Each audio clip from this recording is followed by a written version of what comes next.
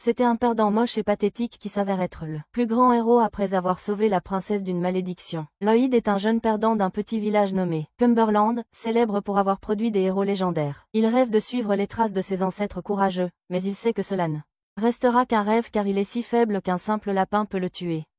Après avoir rencontré son grand frère pour la première fois depuis des années, il s'enthousiasme à l'écoute de toutes ses aventures en ville et décide d'y aller lui-même pour devenir soldat. Une fois arrivé là-bas, il demande à une sorcière sexy nommée Marie de le laisser rester avec elle, ce qu'elle rejette immédiatement sans pitié. Avant qu'elle ne puisse le mettre à la porte, il sort ses testicules et les pose sur la table et un message holographique de son chef de village, Alka, s'ouvre. La vue du chef méprisable met immédiatement Marie à genoux, lui rappelant ses jours de fan unique quand elle était mentorée par le pauvre proxénète. Alka demande à Marie de s'occuper de Lloyd jusqu'à ce qu'il rejoigne l'académie militaire. Et Marie n'a d'autre choix que d'accepter. Le lendemain matin, il prépare le petit déjeuner pour sa nouvelle gardienne. Car les seules choses qu'il peut battre sont des œufs et sa viande. Tout en discutant, il montre sans y penser toutes ses différentes capacités, qu'il pense ne pas être un gros problème mais qui laisse Marie complètement choquée. Elle n'arrive pas à croire à quel point il utilise facilement des runes anciennes et s'enthousiasme à l'idée de tester son incroyable endurance pendant son séjour. Plus tard dans la journée, il sort explorer la ville, où il tombe sur une jeune femme harcelée par un monstre. Il l'attaque pour la dévorer, mais elle saute de côté et roule au sol. Elle se relève et essaie de se défendre avec son épée en main, mais l'insecte gigantesque bat des ailes et crée un fort courant d'air qui la projette contre un mur, la faisant tomber face contre terre. Lloyd intervient à temps et donne un coup de pied à la tête du monstre, ce qui le tue instantanément. La vue de lui soulevant sans effort la sauterelle et la lançant de l'autre côté. La ville fait plus que faire battre le cœur de la jeune fille. Pendant qu'il soigne ses petites blessures, elle se présente nerveusement sous le nom de Céline, tout en rougissant devant son prince charmant, mais il ne semble pas intéressé et met poliment fin à la conversation pour retourner auprès de sa waifu Marie. Le lendemain matin, Lloyd se rend à la place du village, comme les autres candidats à l'académie militaire, et s'assoit tranquillement en périphérie. Car tous ses concurrents ont l'air grands et effrayants. Cependant, le mercenaire intrépide a un bras nommé Rio assis. À côté de lui, il sent sa force et est effrayé par lui. Il essaie de la soulever, mais une adorable blonde le plaque au sol et prend sa place. Il la reconnaît comme Céline, la fille qui l'a sauvée de la sauterelle, et lui demande si elle postule aussi. Elle hoche la tête avec enthousiasme et commence à parler de leur avenir ensemble. Heureusement, l'annonce du début du test de combat est faite et tous les candidats doivent se mettre en rang devant des mannequins. Le défi consiste simplement à attaquer le mannequin en métal avec l'arme de leur choix. Lorsque le tour de Lloyd arrive, il se prépare avec détermination et choisit une épée pour tenter sa chance sur le mannequin. Le chef de l'armée, Melton, remarque son aura particulière et décide de le surveiller. Cependant, lorsque les résultats du test sont révélés plus tard ce jour-là, Lloyd découvre qu'il n'a pas été retenu. Cet échec fait plonger sa confiance en lui à un niveau jamais atteint, et il peine à déterminer sa prochaine étape. Juste à ce moment-là, il remarque une affiche de recherche d'emploi du commerce local. Un restaurant McDonald's qui veut embaucher un vendeur de burgers à temps partiel. Il décide d'aller mendier le poste parce que s'il ne peut pas tuer des gens avec une épée dans l'armée, il peut les tuer avec le diabète. Dès qu'il entre dans le restaurant, il est attaqué par le manager nommé Chrome, un ancien garde royal qui sent immédiatement la super force de Lloyd et suspecte que quelque chose ne tourne pas rond. Il accepte la demande de Lloyd de montrer ses compétences pour en provoquer d'autres. Lloyd prépare un risotto délicieux tout en racontant sa vie de façon dramatique. Dès qu'il sert le plat, Chrome a un moment Food Wars et est absolument émerveillé par les saveurs en bouche. Lloyd est immédiatement engagé, ce qui lui donne le courage de montrer à nouveau son visage à Marie. De retour à l'école, Melfin, Rio et Céline sont choqués d'apprendre que Lloyd n'a pas été admis et forment une mini-équipe de détectives. Ils examinent ses réponses au test écrit mais ne voient que des gribouillis aléatoires sur sa feuille de réponse. Il conclut qu'il n'est qu'un idiot lorsque l'un des subordonnés de Melfin, nommé Colin, indique que ces griffonnages sont en réalité d'anciens runes. Elle explique que les runes anciennes permettent à une personne de manier la magie de manière bien plus puissante que les sorciers ordinaires. Réalisant qu'il a été une erreur totale de rejeter Lloyd de l'académie, Céline et Rio ont juré de le faire entrer en retrouvant la princesse Maria disparue et en remportant la récompense en argent et en obtenant un vœu exaucé. Plus tard cette nuit-là, Lloyd dit à Marie et Alka qu'il a échoué au test et qu'il veut réessayer l'année prochaine. Alka propose de le ramener chez lui et de l'entraîner personnellement, mais il insiste pour rester avec sa waifu Marie. Alka accepte finalement mais déclare qu'elle va rester ici et faire la troisième roue du carrosse. Alors qu'il court à la cuisine pour leur préparer le dîner, Marie demande à Alka de lui prêter sa puissance pour le royaume qui est au bord de la guerre avec l'Empire juif grâce au cerveau qui contrôle chaque mouvement du roi. Cependant, Alka refuse car les habitants de son village ne s'impliquent que dans des affaires extérieures d'une ampleur surhumaine, comme les rois démons. Elle menace aussi de ramener Lloyd à Cumberland si Marie évoque ce sujet pendant son séjour chez elle. Le lendemain, Lloyd transforme instantanément le restaurant Crown, auparavant détesté, en un succès viral grâce à ses plats appétissants. Il croise Melvin et Rio, venus voir ce qu'était-ce Buzz, et sont choqués de le voir travailler là. Cependant, il les ignore pratiquement et va jeter les poubelles quand il remarque Marie qui se faufile dans une ruelle voisine. Deux soldats se précipitent dans la même direction, prétendant qu'il y a une bagarre là-bas. Lloyd décide immédiatement de les suivre et voit que Céline est en duel avec le noble local Alan parce que c'est un idiot qui la déteste. Il sort sa hache et fonce vers elle avant de sauter en l'air et de trancher vers le bas sur elle. Cependant, quelques secondes avant qu'il ne puisse l'atteindre, sa ceinture bloque l'attaque et fait tomber la hache des mains du noble. Elle proclame que c'est à cause des pouvoirs de Lloyd et, une fois qu'elle le remarque dans la foule, elle court vers lui comme une vraie waifu. Les instructeurs de l'académie se précipitent dans la scène et exigent une explication pour le combat. Céline n'offre aucune telle explication et affirme que Lloyd est venu combattre Alan à sa place. Étonnamment, Melvin et Colin autorisent ce duel, laissant Lloyd n'avoir d'autre choix que de se salir les mains pour ses manucures. Alan le sous-estime stupidement et lui donne le premier coup, juste au moment où Lloyd s'apprête à donner un coup dévastateur au visage du noble. Une tornade l'entoure et l'emporte. En reprenant ses esprits, il voit que Marie est celle qui l'emmène. Ils atterrissent sur un toit proche, loin de l'action, et Lloyd remercie Marie de lui avoir sauvé la vie, et promet de faire tout ce qu'elle lui demandera. Cela pousse Marie à devenir un peu trop excitée alors qu'elle laisse son imagination s'emballer. Crown apparaît et demande à Lloyd de retourner à la cafétéria. Une fois qu'il part, Crown se penche devant la sorcière et propose de l'aider à renverser le marionnettiste du roi. Ce soir-là, Melvin fait des heures supplémentaires lorsque Colin lui demande pourquoi il prend tout cela si au sérieux. Il se lance dans son histoire triste et lui raconte comment l'armée juive ennemie a attaqué sa ville natale alors qu'elle était déjà très pauvre et affamée.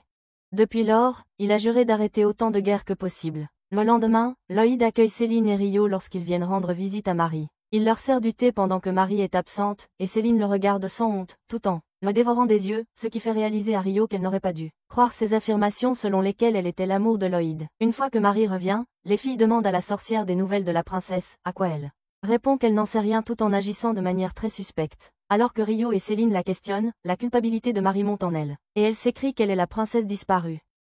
Cela passe complètement au-dessus de la tête de Céline, qui ne s'intéresse qu'à savoir si Marie est la femme secrète de Lloyd. Cela permet à Marie de nier avoir jamais admis être la princesse. Mais après avoir compris que leur but est de la retrouver pour faire entrer Lloyd dans la académie militaire, elle accepte de révéler qui elle est vraiment si on lui dit tous les détails de l'académie militaire et des événements actuels du château. Lloyd devine qu'elle est le Batman du royaume qui tente de sauver le royaume de la ruine et qu'il aimerait être son Robin. Mais elle le rejette durement en disant qu'il est trop faible pour combattre à ses côtés. Cela lui brise le cœur et il s'en va pleurer comme un petit. Rio et Céline exigent de savoir pourquoi elle a été si rude avec lui alors qu'il est clairement très fort. Elle les fait asseoir et explique la véritable histoire de Lloyd et comment elle a l'interdiction de l'impliquer dans ce conflit. Elle avoue alors être la princesse Maria et révèle qu'elle a prévu de sauver le royaume d'une guerre en abandonnant son nom et en chassant secrètement le coupable qu'elle croit avoir pris le contrôle du roi par magie. Céline et Rio acceptent de l'aider dans cette mission. Ce soir-là, Crown va voir le roi pour lui demander de le reprendre comme chef de la garde royale. Melvin, qui fait la garde auprès du roi, lui demande de partir et lui assure qu'ils le contacteront si besoin. Crown s'énerve et accuse Melvin d'être le coupable et lui demande pourquoi il fait cela. Melvin avoue presque instantanément et révèle qu'il pense qu'un roi faible qui ne peut pas contrôler ses subordonnés corrompus pour faire le bien pour le peuple mérite d'être une simple marionnette. À ce moment-là, Rio, Maria et Céline se dévoilent de leur cachette et Marie l'affronte directement en tant que princesse. Le roi entend la voix de la princesse et se retourne pour l'accueillir sinistrement.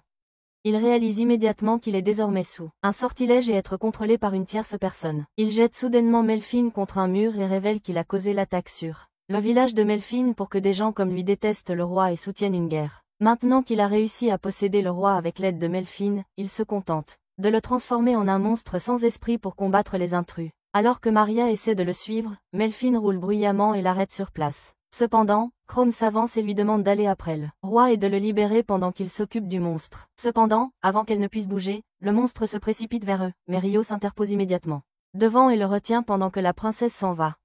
La princesse entre dans une salle du trône sombre où elle trouve le roi assis sur son trône dans l'obscurité. Elle lance ses tornades magiques vers lui, mais son bouclier les dévie toutes. Elle essaie ensuite de le transpercer avec ses éclats de glace accompagnés de décharges de feu. Mais rien ne l'affecte. Elle se jette alors sur lui avec une magie mortelle activée dans sa paume, mais juste au moment où elle est sur le point de le frapper, l'entité maléfique utilise sa vraie voix de père pour l'arrêter net. Il est pris au dépourvu et profite de l'occasion pour la repousser au sol. Il la saisit par la main et menace de la tuer sur le champ, ce qui remplit Maria de terreur car elle ne veut pas mourir sans avoir présenté ses excuses à Lloyd. Il révèle alors qu'il est le seigneur démon, Abaddon, dont le rêve est de contrôler le monde. Pendant ce temps, Alka organise une soirée au festival avec Lloyd pour lui remonter le moral. Après le rejet de Maria, dans l'espoir de conquérir son cœur pour lui-même. Cependant, la nuit est gâchée lorsqu'une horde de sauterelles géantes envahit la région. Lloyd souffle un coup d'air dans la face du monstre, et fait disparaître toute la famille.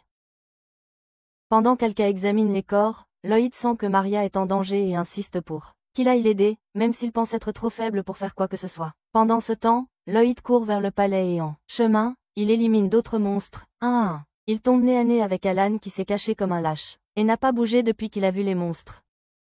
Lloyd se souvient de la première fois qu'il a vu un monstre et compatit avec lui. Alors il récite une citation d'un livre d'auto-assistance dont il se souvient, ce qui motive Alan à agir. En même temps, Alka a décidé de laisser tomber son coup de cœur et de gérer les vagues infinies de monstres qui apparaissent à la fête, car elle peut sentir que le seigneur démon Abaddon est impliqué. Elle s'assoit sur une rune dans l'air et invoque de gros rochers qu'elle lança. Les monstres pour les enterrer dans le sol en une seconde. Sur le balcon du palais, Melfin lance une attaque implacable contre Chrome, mais le chef de la garde de l'ex-roi continue de sauter hors de portée. Il profite alors de l'occasion pour frapper Melfin dès qu'il en a l'occasion. Mais il est bloqué à la dernière seconde. Melfin l'assomme avec un uppercut et projette Chrome contre le mur. Il se précipite ensuite vers Hiro et tente de lui donner un coup de pied au visage, mais elle le bloque avec ses mains. Cependant, la transformation en monstre lui a donné une force immense qu'il utilise pour pousser Hiro contre un autre mur et la blesse gravement. Céline se met devant lui et lui demande de l'attaquer, car son esprit égaré croit que cela fera venir Loi ici puisque son héroïne est dominée. Elle suggère qu'ils mettent aussi leurs atouts en exposition pour motiver encore plus Loi. Melfin est agacé par son attitude et charge vers elle, griffant avec ses griffes, mais sa ceinture bloque l'attaque, à la surprise de tous. Finalement, Melfin est vidé de toute son énergie après avoir échoué à plusieurs reprises à toucher Céline, et est assommé par un coup de fouet de sa ceinture. À ce moment-là, Lloyd entre dans le palais et est heureux de les voir tous en vie. Céline court dans ses bras mais, étant le top G qu'il est, il l'ignore et monte voir Chrome. Juste à ce moment, Melfin se relève et fonce vers Lloyd, mais le gars fait tout un discours, et envoie le monstre au sol d'un coup de main. Lloyd commence alors à parler de comment un soldat comme lui devrait protéger le bonheur des gens ordinaires. Ces paroles semblent éveiller la conscience de Melfin et finalement, la motivation de Lloyd. Sa voix parvient à le toucher et commence à le libérer de la malédiction. Cependant, Lloyd semble mal comprendre la situation et dit que Melfin déshonore son honneur en tant que soldat en buvant trop et en s'enivrant lors d'un festival. Ce qui est une accusation tellement stupide que Melfin redevient volontairement un monstre pour lui botter le cul. Il se précipite vers Lloyd et tente de le frapper dans le face, mais le bizarre esquive en se penchant en arrière. Il se relève et donne un coup de tête au monstre, ce qui envoie Melfin voler à travers la pièce et le fait s'écraser contre un mur. Il perd connaissance et Lloyd décide immédiatement d'aller chercher Maria. Il n'a pas besoin d'aller loin car Maria fait irruption par la porte avec le roi juste derrière elle, qui est à ses trousses. Lloyd est si stupide qu'il suppose que le comportement étrange du roi est dû au fait qu'il est aussi ivre. Il enchante son mouchoir avec un sort de nettoyage pour essuyer la drôle de substance sur le visage du roi. Le roi essaie de lever un bouclier magique, mais Lloyd désactive sa magie d'un claquement de doigts. Il continue à frotter le roi, ce qui fait que le démon, Lloyd, sort du corps dès qu'il le peut. Alors que le roi tombe au sol, inconscient, Maria court dans les bras de son sauveur, ce qui déclenche évidemment les insécurités de Céline. Alors que la poussière retombe après tout l'incident, Lloyd est heureux de voir que la vie est redevenue normale en ville lorsque soudain son frère, Shoma, apparaît sur la scène. Lloyd court dans les bras de son grand frère qui est là pour livrer des marchandises pour les stands du festival. Juste à ce moment-là, il voit Alka courir vers Lloyd avec des bananes au chocolat et Lloyd adore les bananes tellement qu'il ne remarque pas que Shoma a disparu en la voyant. Chrome retrouve son ancien poste de garde royale et dit à Colin qu'elle ne devrait pas s'inquiéter pour sa passion, Melfin, car il a simplement été envoyé à les banlieues pour effectuer un travail forcé en guise de punition. Pendant ce temps, Lloyd se prépare avec enthousiasme dans son uniforme pour assister à la académie militaire dans laquelle il a été admis grâce à Alan, qui a demandé au responsable supérieur de le laisser entrer par gratitude pour la conversation motivante, qui l'a aidé à affronter sa peur des monstres. Les étudiants se dirigent tous vers l'école pour commencer une nouvelle session d'aventure et d'apprentissage. Plus tard dans la nuit, Maria et Chrome emmènent Lloyd dans un village voisin où une légendaire l'épée est coincée dans une roche et le fait qu'elle ne puisse être retirée que par quelqu'un qui est extrêmement puissant est utilisé par le maire avide pour ses plans de devenir riche rapidement. Lloyd retire facilement l'épée et après avoir joyeusement ruiné l'ensemble des affaires du maire, construites autour de cette arme, il retourne en ville. Le lendemain à l'école, les élèves commencent à s'entraîner pour un tournoi de magie inter-école, dans l'espoir de sortir leur école d'une longue série de défaites.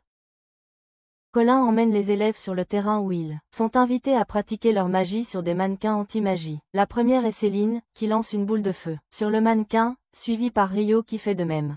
Cela parvient à provoquer une brûlure superficielle sur le mannequin, ce qui impressionne la classe. Cependant, Lloyd, qui est appelé ensuite, tire une gigantesque explosion de feu sur le mannequin et parvient à le réduire en morceaux. Il est immédiatement mis sur liste noire par Colin, qui est convaincu qu'il finira par tuer quelqu'un lors du tournoi. Pendant ce temps, chez elle, les sœurs mercenaires, Philo et Mana, apparaissent alors que Maria se détend et lui disent qu'elle cherche une fille étrange sur une photo. Soudain, Philo ressent une présence écrasante près de la porte et se lance dans un coup de pied juste au moment où la porte s'ouvre, frappant Lloyd qui essayait d'entrer. Il se fait accueillir par des coups de pied à la tête et dans le dos. Le fait que ces coups puissants ne l'affectent pas du tout plonge Philo dans une crise existentielle. Étant donné le faible quotient émotionnel du garçon, il l'ignore simplement. Elle remarque que Mina tient une photo de Rio. Alors qu'il s'apprête à divulguer des informations sans réfléchir, Philo s'approche de lui et lui demande de faire d'elle sa esclave. Maria intervient et jette les sœurs dans la rue où elles appartiennent. Le lendemain matin, alors que l'entraînement du tournoi commence à l'école, la directrice de la plus grande école rivale, Roll, arrive. Elle s'avance simplement vers Rio et la menace de revenir à la maison si elle veut que les personnes qu'elle croit qu'elle aime restent en vie avant de s'éloigner. Cela laisse Rio déprimé pendant quelques jours, ce qui pousse Lloyd à l'inviter à sortir, car il croit que sa compagnie peut rendre n'importe quelle femme heureuse. Il l'emmène dans un café et, après l'avoir insisté pour parler, pendant un moment, elle se lance dans l'histoire de sa vie. Elle lui raconte qu'elle a grandi dans un orphelinat où elle a rencontré Roll. Elle avait un don naturel pour la magie et a commencé à enseigner à Rio, mais à cause de son bras gauche manquant, elle ne pouvait rien faire. Un jour, Roll est rentré chez lui avec un bras prothétique fabriqué à partir de l'élément le plus solide, ce qui lui a permis de Rio l'espoir qu'elle pourrait enfin être utile à l'orphelinat. Cependant, elle a vite découvert que la véritable raison pour laquelle sa sœur lui avait donné le bras était de la faire tirer l'épée sacrée, ce qui aboutirait inévitablement à la perte de sa propre vie. Après une telle trahison, elle s'est enfuie de l'orphelinat et est restée en fuite, malgré tous les faux mandats que Roll crée contre elle pour des crimes qu'elle n'a pas commis. L'histoire touche Lloyd et il tient sa main et promet de la protéger à tout prix. Après cette tasse brûlante de potin, Célone, qui se cachait à proximité pour surveiller Lloyd, se révèle et promet au nom de tous qu'ensemble ils se battront pour protéger Rio. Quelques jours plus tard, la première démonstration d'entraînement du tournoi est sur le point de commencer quand soudain Mikona, la chef de la classe de deuxième année, saute au sol depuis sa cachette, sur le toit du bâtiment de l'école. Elle proclame avec audace qu'elle sera celle qui participera dans la démonstration et non Lloyd, ce que Colin permet. Une fois le match commencé, elle charge son attaque et saute haute avant de donner un coup de poing en boule de feu à son adversaire Philo. Philo lance alors un sort et envoie une puissante explosion d'eau qui projette Mikona contre un mur. Lloyd s'approche d'elle pour l'aider, mais elle le repousse rageusement. Elle va chez Maria pour faire soigner ses blessures, où elles finissent par discuter autour d'une tasse de café. Juste à ce moment-là, Lloyd entre dans la maison, ce qui fait complètement détourner l'attention de Maria vers le garçon, et Mikona sort simplement sous la pluie, le cœur brisé, puis retourne précipitamment chez elle. Le lendemain, commence le tournoi inter-école entre l'école de Lloyd, l'académie militaire Azami, et l'école rivale, Rokuju. Chrome annonce fièrement que le prix pour l'école gagnante est une fortune généreuse et l'épée sacrée. Après quelques provocations, le tournoi commence, avec le premier match entre Céline et Philo. Philo tire une explosion d'éclairs sur Céline. La princesse de la ceinture attend que sa ceinture se lève pour la défendre contre l'attaque. Mais la ceinture semble être devenue irresponsive. Juste au dernier moment, elle esquive l'explosion et tombe face la première sur le sol. Elle n'a même pas le temps de respirer, car Philo commence à lui tirer des boules de feu immédiatement. Alors qu'elle essaie de faire en sorte que la ceinture commence à la défendre contre les attaques, Philo invoque d'autres éclairs du ciel et poursuit Céline à travers tout le champ. Philo décide de mettre fin au match en invoquant un éclair surpuissant du ciel. Et juste au moment où il s'apprête à frapper Céline, la ceinture s'active enfin et la protège contre l'impact. Céline se relève pour l'affronter avec une confiance renouvelée et protège tous les attaques d'éclairs que Philo lui tire.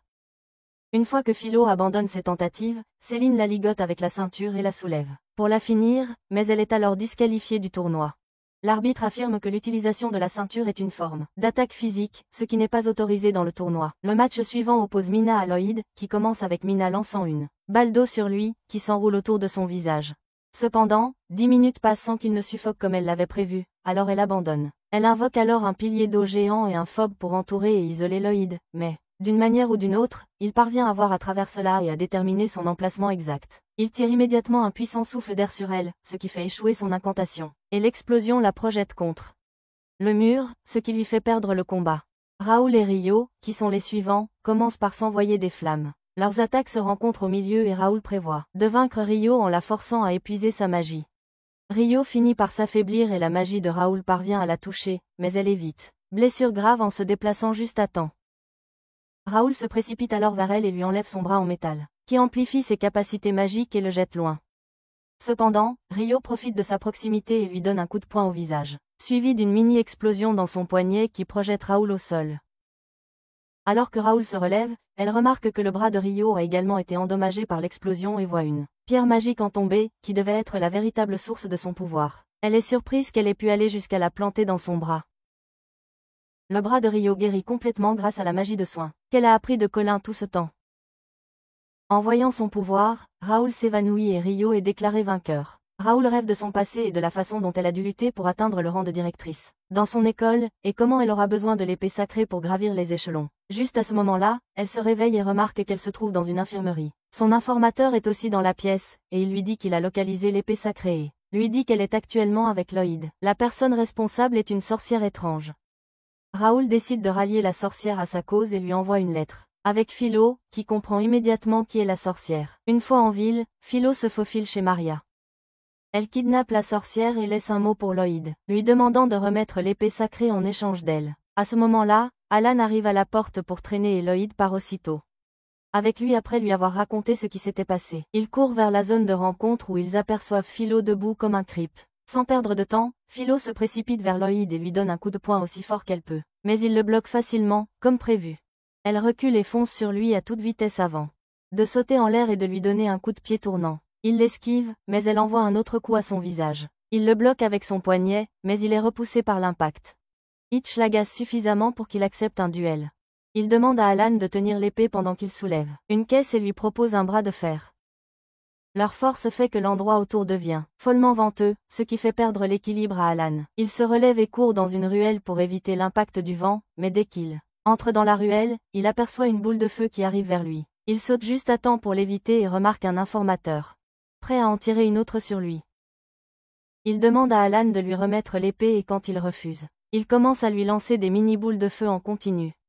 Il commence à courir pour esquiver l'attaque mais à ce moment-là, le visage de l'informateur se retrouve coincé dans une boule d'eau venue de nulle part. Alors qu'il tombe au sol, Mena sort et déclare qu'elle est là pour faire obstacle à Rold puisqu'elle l'a entendu traiter Philo d'idiot. En tant que féministe Lou qui ne supporte pas que sa sœur soit traitée comme un outil. Pendant ce temps, le bras de fer n'avance pas, et la force brise la boîte en dessous d'eux. Il saute en l'air pour continuer le match mais finalement, Philo utilise sa force pour pousser Lloyd au sol. Juste au moment où il commence à tomber, Lloyd invoque sa puissante magie du vent qui pousse les deux au sol et, lorsque la poussière retombe, il remarque que Philo a été vaincu lors du bras de fer. Philo est immédiatement impressionné par sa puissance immense, et lui demande de l'épouser sur le champ. Il lui demande de cesser de faire semblant et de lui dire où est Maria. Elle craque immédiatement et lui dit qu'elle n'a jamais enlevé la sorcière. Maria en a assez que Alka se pointe sans arrêt chez elle sans prévenir, alors elle est allée faire des courses. Rold regarde tout cela depuis sa fenêtre et, agacé par l'inutilité de ses compagnons, commence à donner des coups de pied au cristal que Philo a rapporté de chez Maria. Cela fait apparaître Alka et, comme elle ne voit pas Lloyd nulle part autour d'elle, elle se fâche et perce un trou dans le mur avec sa magie de feu. Rold tombe dans la rivière voisine à cause de l'explosion et Alan se précipite pour la sauver, malgré que les autres lui disent que ce n'est pas nécessaire.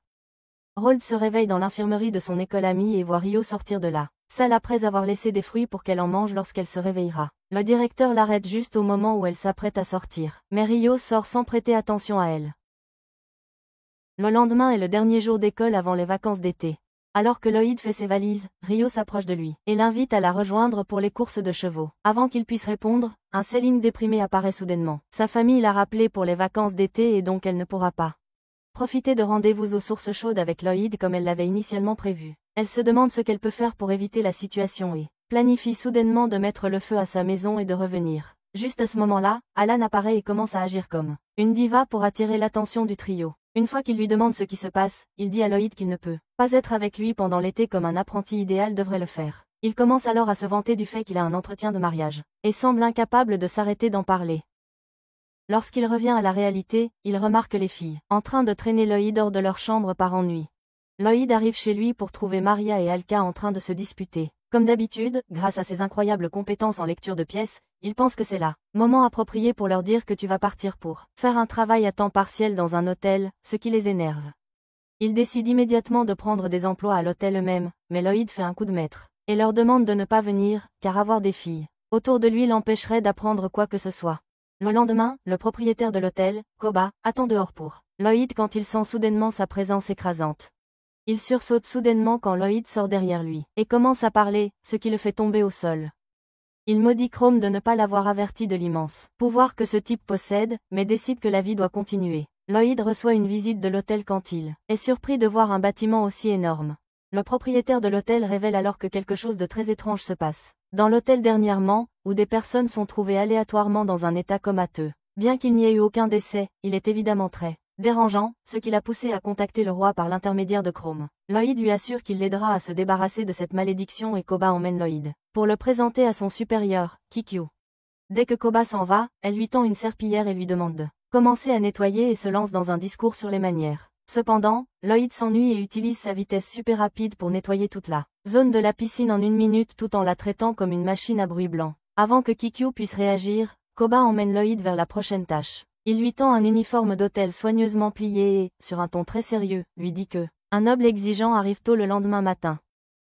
Il lui dit qu'il doit aider à s'assurer que le séjour du noble se passe bien. Lloyd accepte cette tâche avec une détermination totale, à mesure que le sérieux de la mission s'impose à lui. Le lendemain matin, alors que Lloyd 309 est accueilli à l'hôtel par le propriétaire, Lloyd prépare un petit déjeuner royal pour le noble. Le noble sirote du vin tout en observant les arbres dehors et demande à Lloyd ce qu'il pense d'eux. Au lieu de donner une réponse simple comme une personne normale, le type se lance dans un long discours sur le fait qu'ils sont un véritable gaspillage d'espace, tout comme lui-même. Cependant, le noble étrange trouve ce sujet de discussion intéressant et ils entament bientôt une conversation.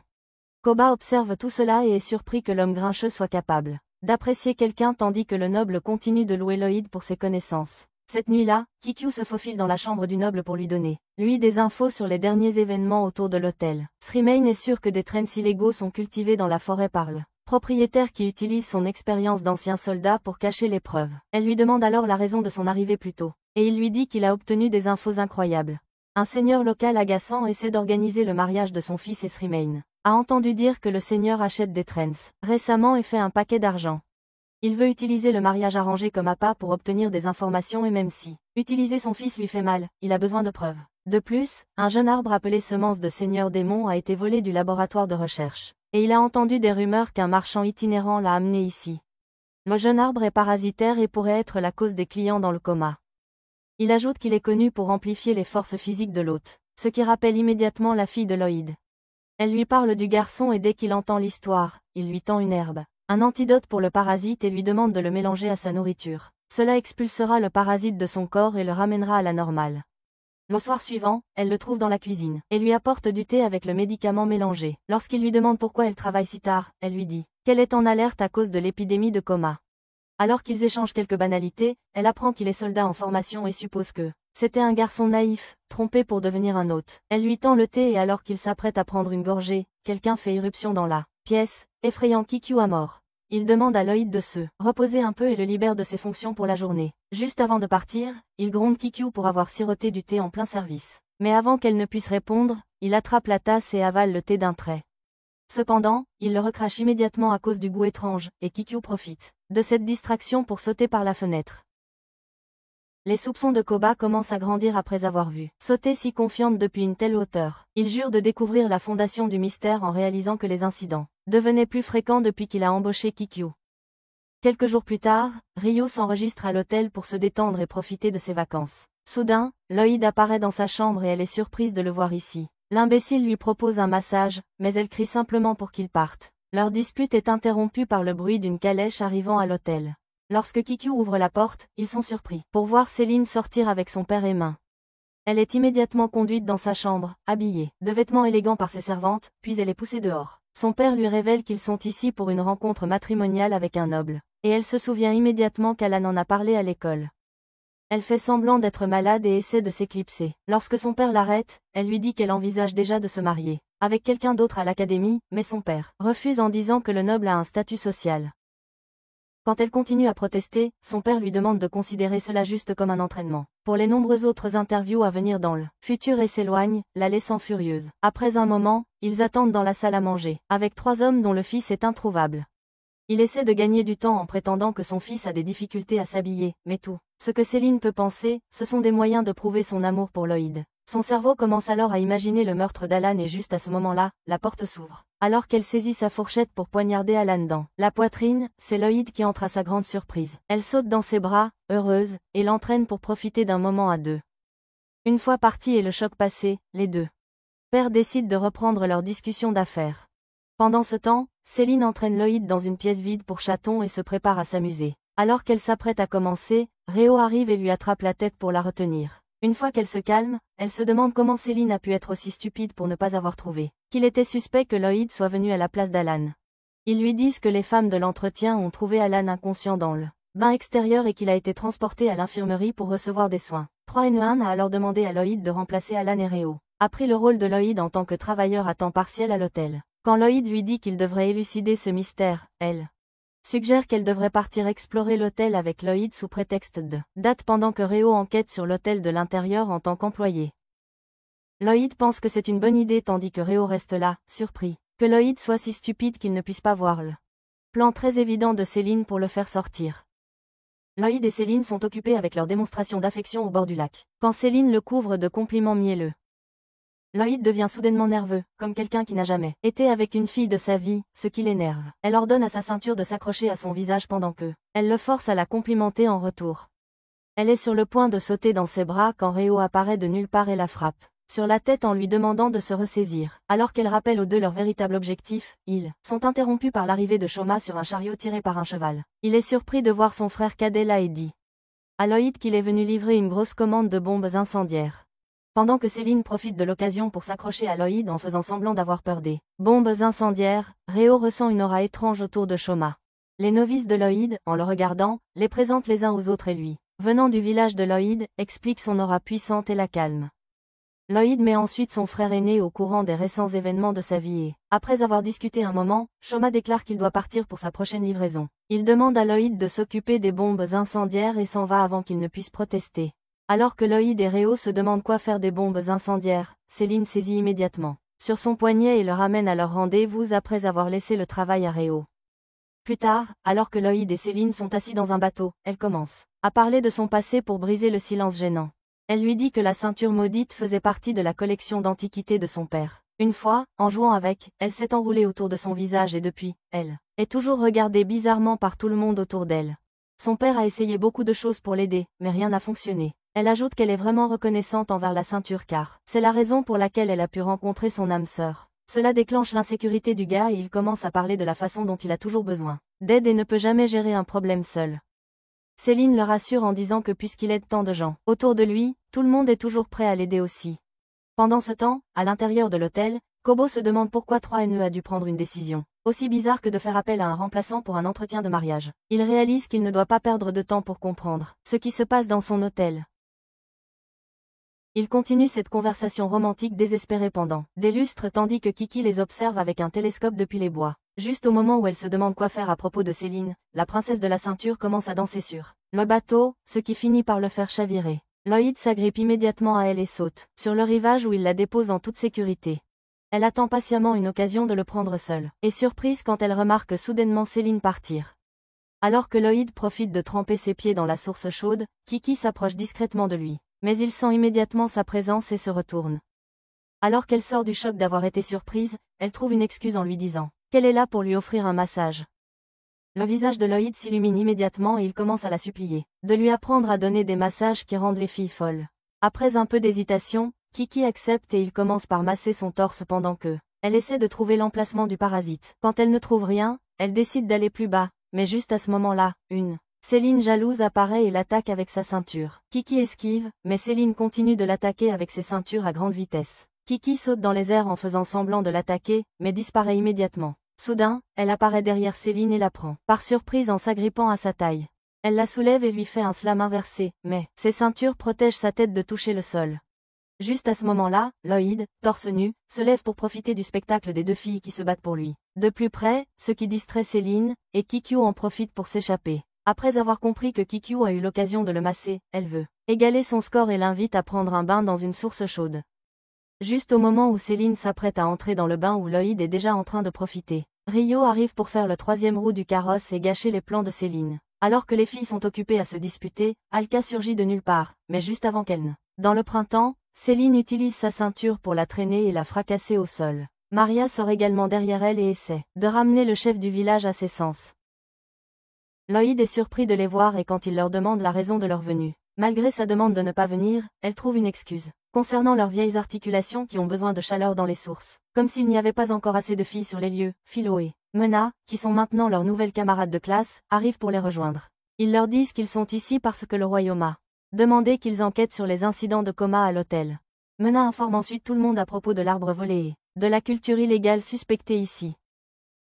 De plus, ils profiteront aussi de l'occasion pour mettre à jour la carte de cette région qui est en attente depuis si longtemps. À ce moment-là, Philo se rend compte qu'ils sont observés et, avant que quelqu'un ne comprenne ce qui se passe, il jette Alka en l'air. Elle finit par faire tomber Kiki du bord de la falaise et, alors qu'elle s'écrase au sol, la secrétaire de Fréonine, Minoki, sort des bois. Il commence à se transformer en monstre et révèle qu'il a commencé à faire pousser de la transe sur la montagne, car il voulait se venger de son maître abusif. Il ne cesse de parler de son plan quand Kiki lui demande de se taire et de la laisser réfléchir, juste au moment où elle comprend que Lloyd n'est pas le véritable coupable et que le propriétaire n'est pas celui qui fait pousser la transe, elle est soudainement privée de toute son énergie par le monstre. Alors que le monstre se prépare à l'attaquer, Lloyd arrive sur les lieux à la recherche d'Alka. Il remarque que le monstre et, à la surprise de tous, parvient à le reconnaître. Lloyd le complimente alors sur son costume, ce qui le met en colère. Et il fait appel à une armée de démons cachés dans les arbres autour de lui. Le garçon stupide pense encore que c'est un spectacle et émet la théorie que Kiki est là pour l'empêcher d'entrer à l'hôtel déguisé ainsi.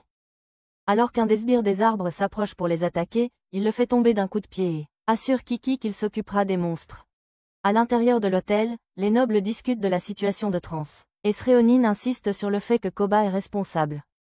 Cependant, Koba réplique immédiatement en disant que les incidents de coma ont commencé quand il a commencé à fréquenter l'hôtel. Dans les bois, Lloyd a éliminé tous les sbires. Juste au moment où Minoki se dirige vers l'hôtel.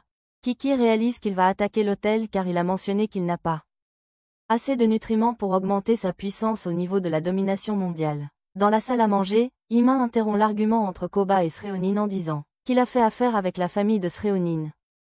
Cela choque profondément Sréonine et il commence à appeler sa secrétaire pour qu'elle enquête sur cette affaire. Juste à ce moment-là, le monstre arbre apparaît à la fenêtre, entre dans l'hôtel et menace de tuer enfin son maître et de se libérer de son contrôle. Alors qu'il lance ses tentacules vers les trois hommes, Mina et Philo se jettent devant eux pour les arrêter. Les autres filles entrent aussi dans la pièce et prennent des positions de combat. Mina lance une flamme gigantesque sur Minoki qui parvient à annuler sa magie. Philo saute et lui donne un coup de pied tournant qu'il envoie par la fenêtre. Il essaie encore de les transpercer avec ses tentacules, mais les filles sautent en toute sécurité, pour éviter son attaque tout en essayant de comprendre comment le vaincre, malgré sa capacité à annuler la magie. Il essaie immédiatement de les écraser sous ses tentacules, mais elles parviennent encore à esquiver. Céline saute sur ses racines et coupe ses tentacules avec son épée avant de redescendre. L'arbre essaie alors de la projeter au sol mais elle esquive et l'arbre frappe l'hôtel. Juste au moment où un morceau de béton s'apprête à tomber sur elle, Heming sort en courant et la pousse hors du chemin. Pendant ce temps, Rivo a trouvé un moyen de s'occuper du monstre et elle amène le chariot avec les bombes incendiaires ainsi qu'Alan qu'elle parvient à réveiller en chemin. Elle pointe vers la bataille en cours et lui demande de commencer à lancer les bombes incendiaires sur le monstre arbre. Il est d'abord confus mais son envie d'impressionner prend le dessus quand il remarque que le monstre a attrapé les sœurs mercenaires. Alors que Minoki s'apprête à les poignarder avec son tentacule, Alan lance une bombe incendiaire et touche directement le monstre, ce qui le distrait. Il continue à lancer les bombes aussi vite qu'ils peuvent et le monstre finit par lâcher prise sur Mina et Philo. Les sœurs atterrissent au sol et invoquent immédiatement un serpent d'eau en utilisant leur magie et leur commande d'attaquer le monstre. Le serpent s'enroule étroitement autour de Minoki, pendant que Rivo le fige avec sa magie. Cependant, leur célébration ne dure pas longtemps, car l'œil du monstre commence à briller en rouge à l'intérieur de la glace, et ses tentacules surgissent soudainement du sol en dessous d'eux. Alors que les filles sautent à temps, Alan est trop lent et, en conséquence, il reste coincé. Pendant ce temps, Céline fait de son mieux pour libérer Amin de sous la dalle de béton. quand un autre morceau se détache et tombe. Lloyd arrive sur les lieux juste avant qu'il ne l'écrase. Il soutient le pilier d'une main avant de le jeter de côté. Il libère alors son père et lui demande de l'emmener dans un endroit sûr pendant qu'il rejoint le reste de la bande. Il se rend enfin compte que c'est un vrai monstre lorsque Maria dit à Lloyd que lui est le seul à pouvoir vaincre Minoki en frappant son noyau. Il se précipite immédiatement vers le monstre et utilise ses tentacules émergents pour grimper jusqu'à son visage. Il frappe son visage et lui arrache l'œil brillant pour le réduire en morceaux. Le corps du monstre se brise alors en morceaux juste au moment où Lloyd saute au sol. Shoma observe tout cela depuis un arbre à proximité et est excité de voir ce que l'avenir réserve à son frère. Juste à ce moment-là, Alka se réveille et se retrouve enterrée au cou par Shoma pour la garder au chaud. Il s'approche d'elle et révèle qu'il sait qu'elle est immortelle et que maintenant que elle, épée sainte est sortie, il peut faire beaucoup de choses. Après l'avoir agacée au plus haut point, il reprend son chemin. Le lendemain, la bande répare l'hôtel et efface les souvenirs du personnel de soutien. Troy et moi et Koba s'excusent mutuellement tandis qu'Emen se réconcilie avec sa fille et promet de ne pas être un père aussi nul qu'il l'a été si longtemps. Il ajoute à son bonheur en donnant son approbation officielle. Pour Lloyd, ce qui la pousse à sauter dans ses bras. Quelque part dans le royaume, Shoma amène Mekona dans une église vide pour rencontrer son maître, Su. Elle révèle qu'elle est amoureuse de quelqu'un, mais elle veut tuer la personne qui lui a volé son amour. On lui donne le médicament et la potion, qui lui donnerait les pouvoirs du seigneur démon. Sans attendre d'instructions, elle avale les deux d'un coup. Elle fait pousser des griffes acérées et des ailes, puis part tuer l'amour de sa vie. De retour en ville, Lloyd apporte le petit déjeuner à Maria, quand elle prétend être faible et lui demande de la nourrir. Avant qu'il puisse lui mettre de la nourriture dans la bouche, Céline apparaît. Et quand elle voit ce qui se passe, elle brûle de jalousie. Elle étrangle immédiatement la sorcière avec sa ceinture, seulement pour être interrompue par les autres qui parlent. Maria, qui est maintenant libre de l'étreinte, se retourne, et remarque toute la bande derrière elle. Lloyd lui dit qu'il se dirige vers le château pour exécuter une mission du roi pour traquer un serpent géant. Le royaume veut déployer aussi les soldats en formation pour qu'ils gagnent de l'expérience en combattant ce nouveau monstre qui cause des problèmes dans le donjon voisin. Ils ont aussi l'occasion de montrer à quel point ils entraînent bien les jeunes soldats. C'est donc un double avantage. Alors que les cadets se rassemblent dans la salle du trône, le roi sort et entre en mode rockstar. Parce qu'un livre de développement personnel lui a conseillé d'être drôle pour être charmant. Krong le fait taire et annonce officiellement le début de la mission. Avant leur départ, Colin leur explique la carte et leur dit que eux seront ceux qui entreront pendant que les véritables soldats feront la garde à la porte et surveilleront les environs. Xiao et Shoma sont assis en ville à écouter les rumeurs pour avoir des nouvelles de la serpent, car c'est un monstre que Xiao cherche depuis de nombreuses années. Juste au moment où il s'apprête à partir, Alka arrive en colère d'avoir juste manqué, et jure de mettre fin à Su et à ses plans maléfiques une bonne fois pour toutes. Elle trouve Maria marchant dans la rue et lui demande de l'emmener au donjon et... Avant qu'elle puisse répondre, Alka s'agrippe à elle et s'envole dans les airs avec elle comme son Google Maps. Alors que les cadets s'aventurent plus profondément dans les profondeurs du donjon, Céline et Philo voient un moment pour confronter Rivo au sujet de ses sentiments pour Lloyd. Avant que Rivo puisse répondre, un bruit assourdissant résonne dans la grotte, faisant trembler tout le labyrinthe. Sensing la gravité de la situation, Lloyd, dans une autre partie du labyrinthe, entend également le tumulte et se précipite instinctivement vers la source de la perturbation pour enquêter sur ce qui pourrait clocher. Le cœur battant à tout rompre et l'adrénaline coulant dans leurs veines, le groupe se prépare à tout ce qui les attend au fond du donjon. Pendant ce temps, Alka et Maria atterrissent directement à l'intérieur du donjon par un trou que Alka perce dans le sol, puis Alka part à la recherche dessus en demandant à Maria de s'éloigner. Elle perce un trou dans le mur et commence à se diriger vers le centre, tandis que Maria décide de la suivre puisqu'elle ne peut pas revenir seule. Maria se perd et arrive dans une salle de ramen où elle trouve un arbre immense avec Mekona inconsciente au milieu. Soudain, la cadette se réveille et quand Maria lui demande ce qu'elle fait ici, elle révèle qu'elle attend de se venger de quelqu'un. Quand Maria insiste, elle avoue que la personne qui lui a volé son amour est Lloyd. Maria s'apprête à l'interroger davantage, mais avant qu'elle ne puisse rien dire, Mekona enroule ses tentacules autour de la sorcière et la soulève du sol. Elle assure à Maria qu'elle ne lui fera pas de mal tant que elle accepte d'appeler Lloyd dans la pièce.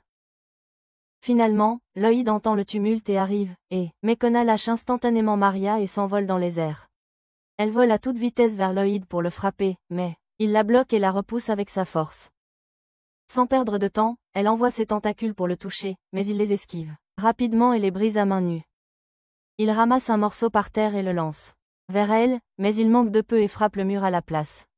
Mekona se donne alors un coup de pouce et frappe Lloyd de toutes ses forces. Alors qu'il se remet de sa collision contre le mur, elle attrape son visage et vole d'un mur à l'autre, lui faisant heurter la tête contre les murs.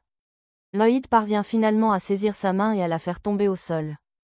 Dans une autre partie de la grotte, les filles se précipitent dans la direction de toutes ces récompenses, et arrivent dans la pièce pour voir Lloyd esquiver rapidement les tentacules du monstre. Maria leur conseille de rester à l'écart, mais Mekona remarque qu'elles sont là et leur lance quelques tentacules. Lloyd se place devant elle juste à temps et reçoit le coup sur sa poitrine à sa place. Alors qu'il essaie de se relever malgré la douleur, elle tente de se moquer de lui mais il entame de nouveau son monologue philosophique habituel, ce qui la met encore plus en colère. Elle fonce sur lui à la vitesse de l'éclair et le frappe d'un coup de poing qu'il bloque avec la paume de sa main. L'impact commence à émettre de fortes décharges d'énergie qui font s'effondrer la grotte. Alors que les filles s'échappent, le sol sous leurs pieds se fissure et Mekona et Lloyd continuent de s'affronter en plein vol. Finalement, Mekona fait tomber Lloyd au sol et le saisit avec ses tentacules pour le projeter contre un mur. Il fait un coup de maître et se libère en attrapant ses tentacules avant de continuer à la faire tourner avec. Il la fait tournoyer et la projette vers le plafond, la faisant traverser le toit vers le ciel. Alors que tout le monde pousse un soupir de soulagement, le serpent géant se réveille à cause du vacarme et apparaît dans la pièce.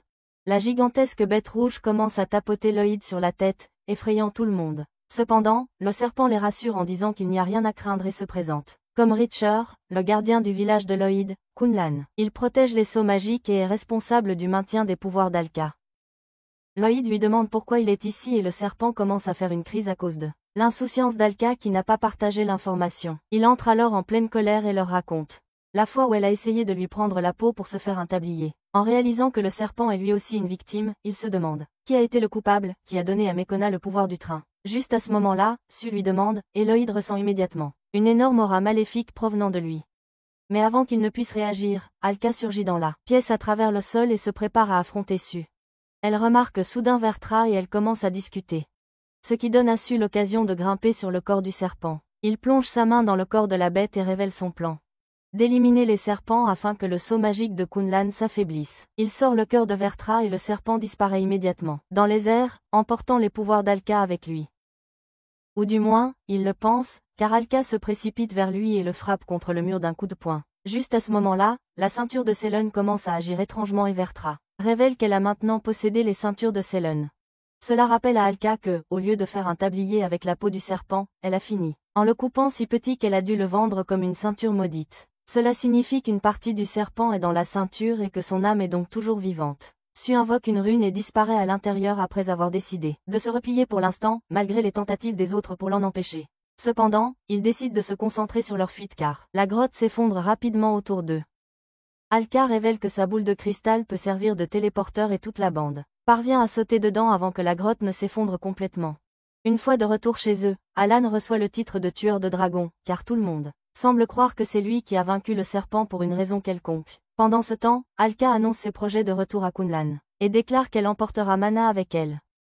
Quelques jours plus tard, une proposition pour un match d'exhibition entre les royaumes d'Azami et de Ju arrive sur le bureau du roi. Après mûre réflexion, il décide que c'est une excellente occasion de renforcer les liens diplomatiques et de mettre en valeur la puissance de leur royaume. Avec une étrange approbation, il accepte de participer au match et choisit Alan comme leur représentant, confiant en ses compétences, pour défendre l'honneur de leur royaume sur le champ de bataille. Alors que le groupe entreprend le voyage d'Alka vers Kunlan, ils se retrouvent à traverser une forêt dense. Chrome et Colin décident aussi, de manière inattendue, de rejoindre leur expédition, ajoutant leur force aux efforts collectifs du groupe. Pendant ce temps, au château, Mana prend en charge les affaires dans leur en son absence, gérant avec diligence les responsabilités et supervisant l'entraînement d'Alan pour le prochain match malgré sa réticence initiale. En chemin, Alka les conduit à une grotte avec une porte étranger, colorée où elle appelle son ami nain Yug.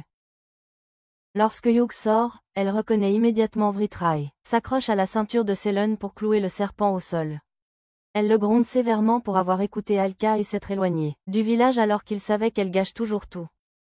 Alka ne supporte pas cette insulte et attrape immédiatement Yug par le collet. Lui rappelle que c'était l'idée des nains de fabriquer un tablier pour impressionner Lloyd. Yug change immédiatement de sujet et pousse tout le monde à travers la porte colorée pour les téléporter à Kunlan. Tout le monde est surpris de voir à quel point le village est propre et frais, mais Maria leur avertit de ne jamais baisser leur garde pendant qu'ils sont ici. Ils comprennent rapidement pourquoi lorsqu'ils entrent dans le village et sont submergés par l'apostrophe aura effrayamment puissante que chaque coin semble renfermer. Ils sont surpris de voir même les villageois les plus simples posséder une force surhumaine. Des enfants sautent de bâtiments de 2 étages pour récupérer des affaires qu'ils ont oubliées.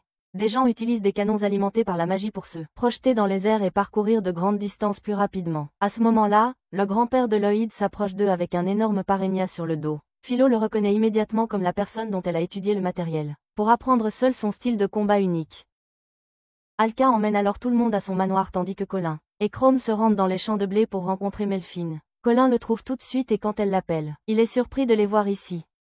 Le trio s'assoit alors à l'ombre d'un arbre pour discuter, et Melfin finit par révéler qu'il aime la vie du village et qu'il ne prévoit pas de revenir en ville.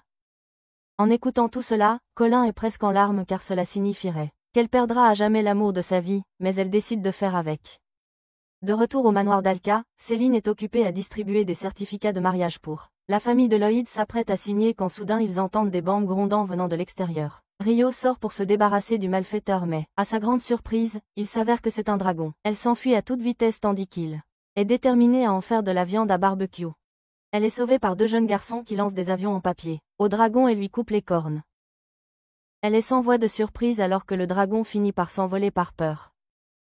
Céline sort pour se moquer de l'échec de Rio, mais les enfants viennent vers elle pour la remercier dès qu'elle commence à rire de Rio. Elle finit par déprimer elle-même en apprenant que les avions en papier étaient faits avec ses formulaires de mariage. Ce soir-là, tout le village se réunit chez Alka pour un festin de bienvenue, en l'honneur de Lloyd, où ils mangent des plats qui feraient rougir même Gordon Ramsay. Après le dîner, comme des proches curieux ordinaires, il demande à Lloyd laquelle des filles qu'il a ramené chez lui et sa petite amie. La conversation tourne bientôt à une séance de vote où les gens choisissent la fille parmi la meute qu'ils veulent que leur héros épouse. Alors que tout le monde va se coucher pour la nuit, Hugh et Alka restent éveillés à discuter dessus et de leur plan pour l'affronter. Ils se concentrent sur la menace imminente qu'il représente, en élaborant leur stratégie pour le confronter. Luke insiste sur l'urgence de la situation, rappelant à Alka que Vritra est sur le point de retrouver ses souvenirs, ce qui pourrait conduire à des résultats imprévisibles et potentiellement dangereux. Le temps pressant, ils conviennent qu'une action rapide est essentielle pour éviter toute conséquence imprévue. Alors qu'ils échangent des idées et élaborent leur plan, un sentiment de détermination les saisit, les poussant en avant avec une résolution commune pour affronter les défis qui les attendent et protéger leurs camarades du danger.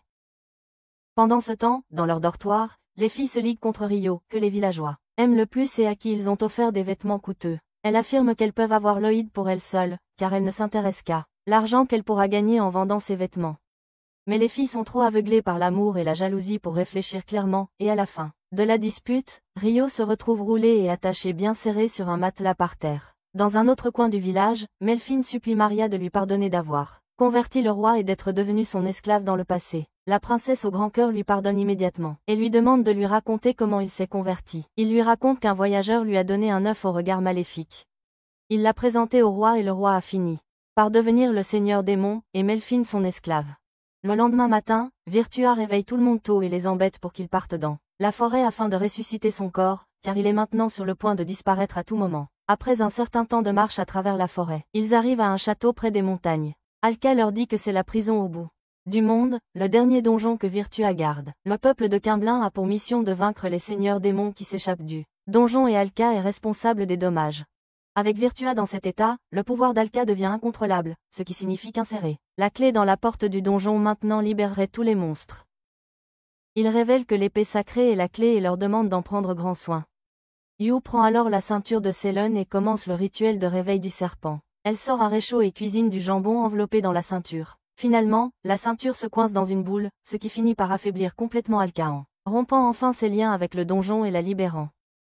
Tout le monde décide immédiatement de retourner en ville, car les matchs d'exhibition vont bientôt commencer.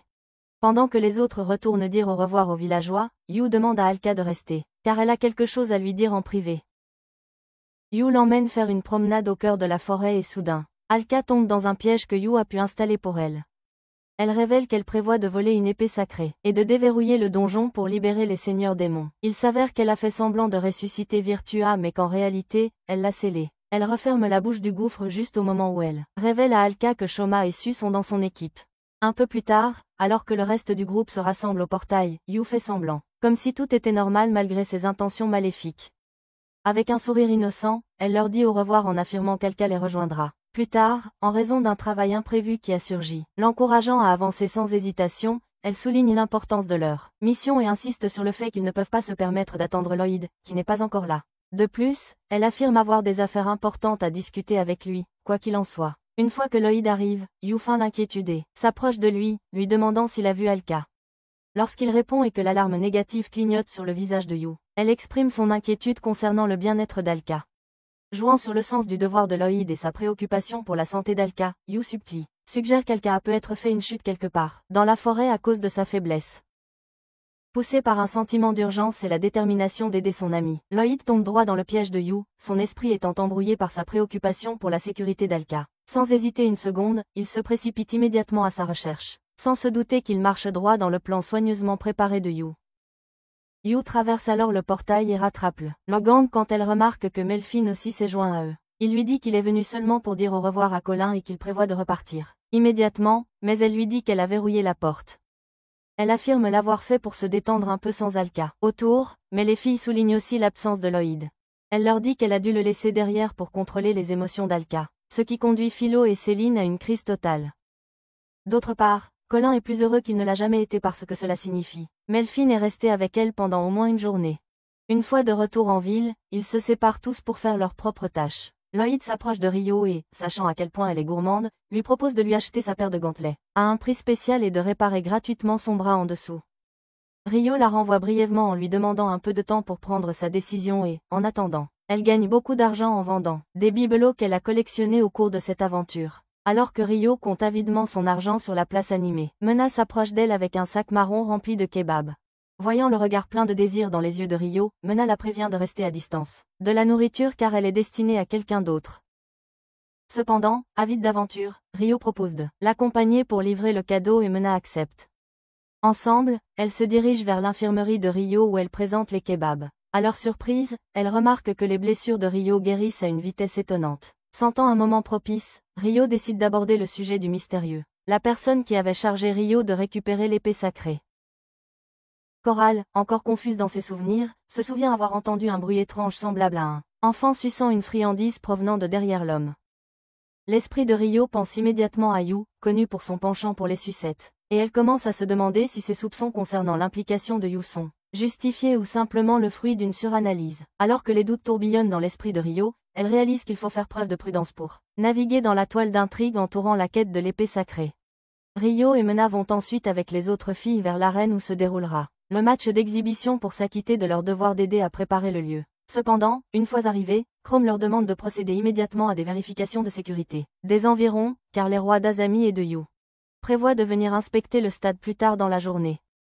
Chrome annonce alors que Mena l'accompagnera pour garder le roi et l'entraîne avec lui, tandis que les autres commencent à planifier des moyens de se détendre en patrouille. Juste à ce moment-là, Alan surgit sur les lieux et semble se cacher de quelque chose et quand Rio demande, il révèle qu'il panique à l'idée du match. Alors que la conversation entre Rio et Roll atteint un point critique, leur attention est brusquement détournée par le son de la voix du roi exprimant sa gratitude envers tous pour leurs efforts dans l'organisation du lieu. En se tournant vers la source de la voix, ils aperçoivent Shoma et Sue debout, à côté du roi sur le balcon, leur présence jetant une ombre de mystère sur la scène. L'apparition inattendue de Shoma et Sue ajoute une touche de tension à l'atmosphère, laissant Rio et Roll momentanément troublés. Alors qu'ils réfléchissent aux implications de leur présence, avec l'incertitude qui plane, ils se préparent à tout ce que révélation ou défi pourrait leur réserver, sachant que l'arrivée de ces personnages clés pourrait potentiellement changer le cours des événements de manière imprévue. Quand le roi descend pour rencontrer ses soldats, Rio s'approche de lui et l'informe du danger potentiel dans lequel se trouve Azami et lui demande d'annuler un match. Il hésite, mais lorsque Chrome lui dit que les filles sont des amies de Maria, il les voit immédiatement comme des personnes dignes de confiance et les invite à prendre le thé pour leur en parler plus en détail.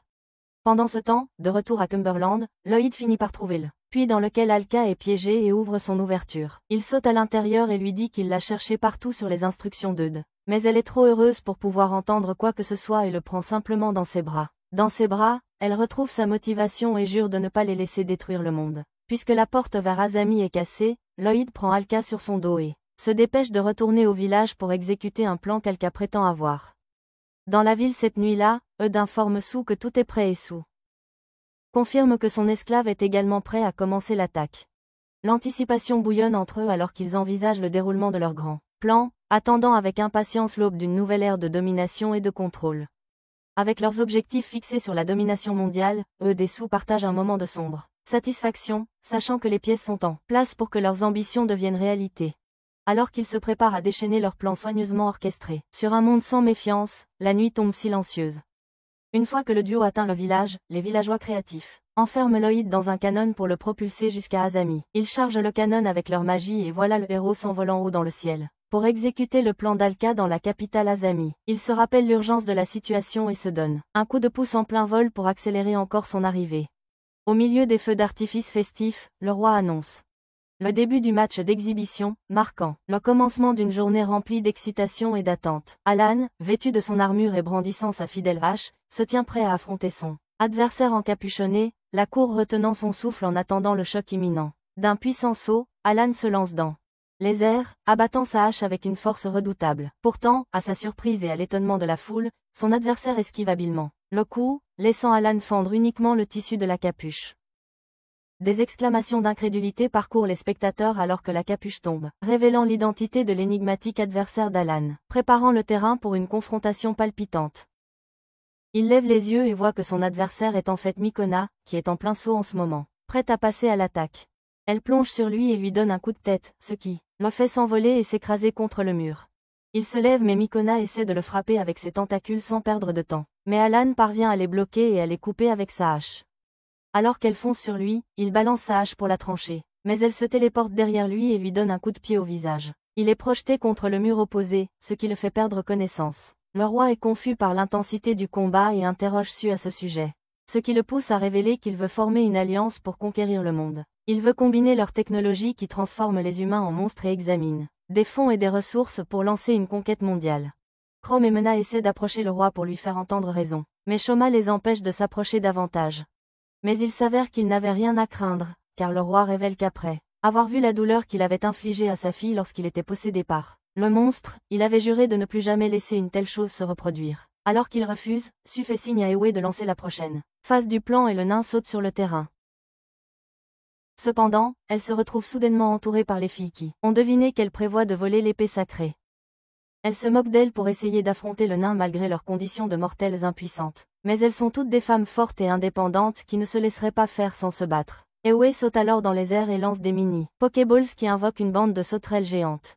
Les monstres s'envolent vers le public et Su menace de tuer les citoyens d'Azami si le roi refuse d'aider. Cependant, à la surprise des méchants, ils l'ont anticipé et ont remplacé tous les membres du public par des soldats et des aventuriers qui prennent immédiatement les armes et commencent à combattre les insectes. Juste à ce moment-là, Melfin apparaît sur le balcon et se transforme en tenue de village pour entrer en mode combat et s'attaquer à Shoma. Il se précipite vers lui avec ses armes de dieu et fait tomber le plancher entier dans le processus, amenant le combat au sol. Il tranche avec sa faux que Shoma esquive et ensuite, il le suit immédiatement avec un coup de sa houe.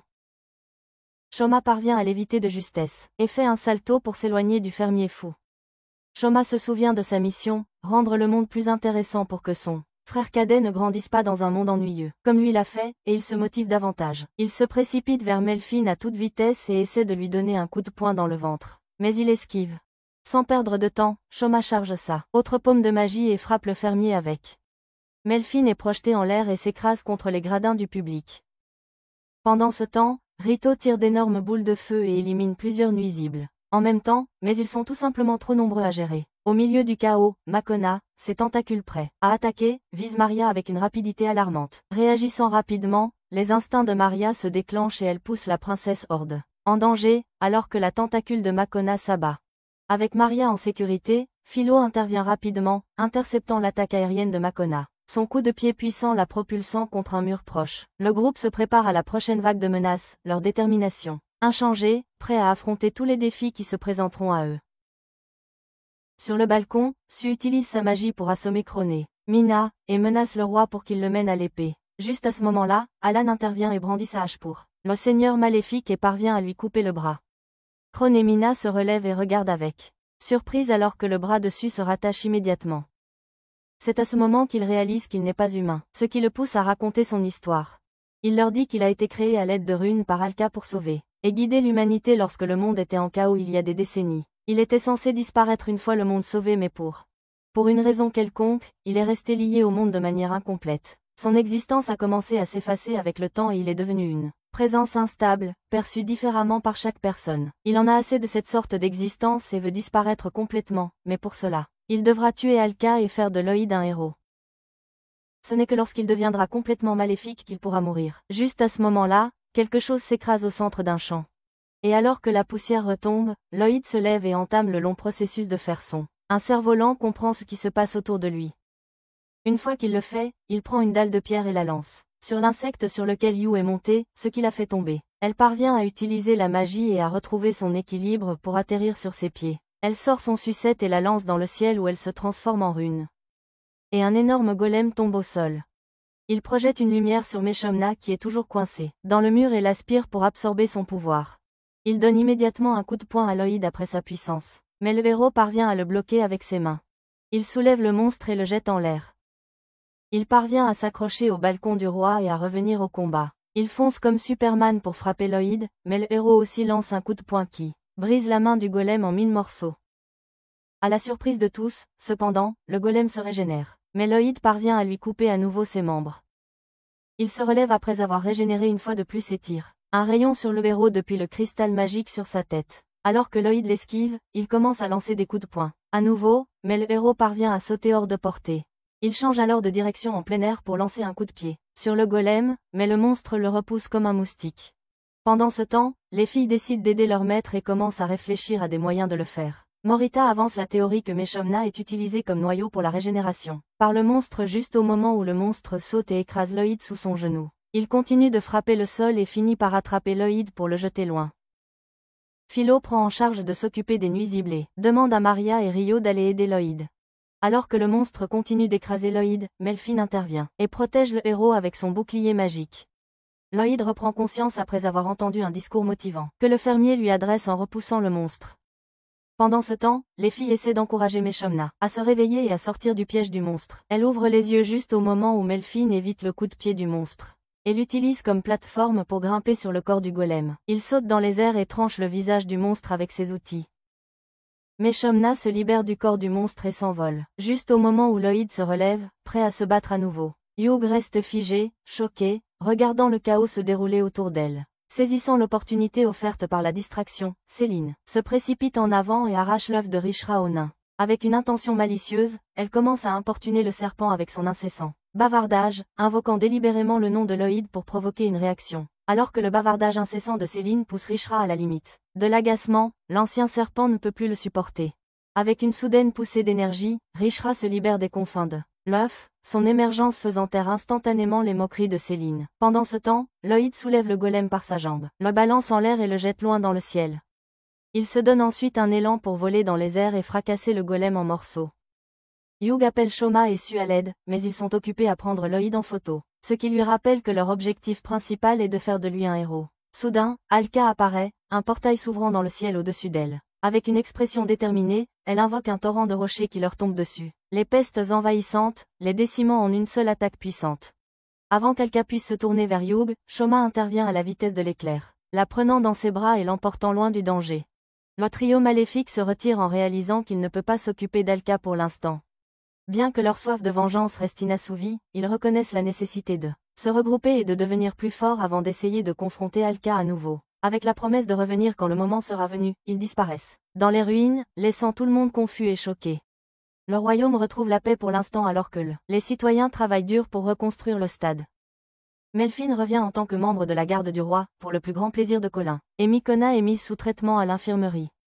Pendant que Lloyd prépare le repas pour la fête qu'il prévoit d'organiser ce soir-là, Maria propose son aide, mais lui, en mâle alpha, refuse d'en accepter. À ce moment-là, Alka arrive et s'apprête à se jeter dans ses bras quand la ceinture de Céline apparaît de nulle part pour la frapper. Alors qu'elle saute de côté, elle remarque Céline debout, à la porte, jurant d'être la seule fille dans la vie de Lloyd. Elles commencent toutes les deux à se disputer comme des chats et Alka menace de la transformer en lézard. Juste au moment où elle s'apprête à se battre physiquement, Maria frappe Alka à la tête. Elle lui rappelle comment son immaturité a mis l'humanité en danger il n'y a pas si longtemps et lui demande de grandir. En même temps, Céline reçoit un coup sur la tête de Rio parce que elle se tenait dans l'embrasure de la porte et bloquait son chemin. Elle ignore alors simplement la crise de colère de Céline et demande à Lloyd de lui préparer un café noir. Elle est suivie par un Alan et un Philo affamés comme l'enfer. Ils s'installent tous à table pour savourer leur repas étoilé au Michelin et se régaler, tout en se préparant à affronter un ennemi plus fort et plus mortel à l'avenir. Si vous avez aimé cette vidéo, vous allez adorer ce perdant moche qui se fait tirer dessus et est réincarné dans un nouveau monde où il débloque ses pouvoirs de rang SS.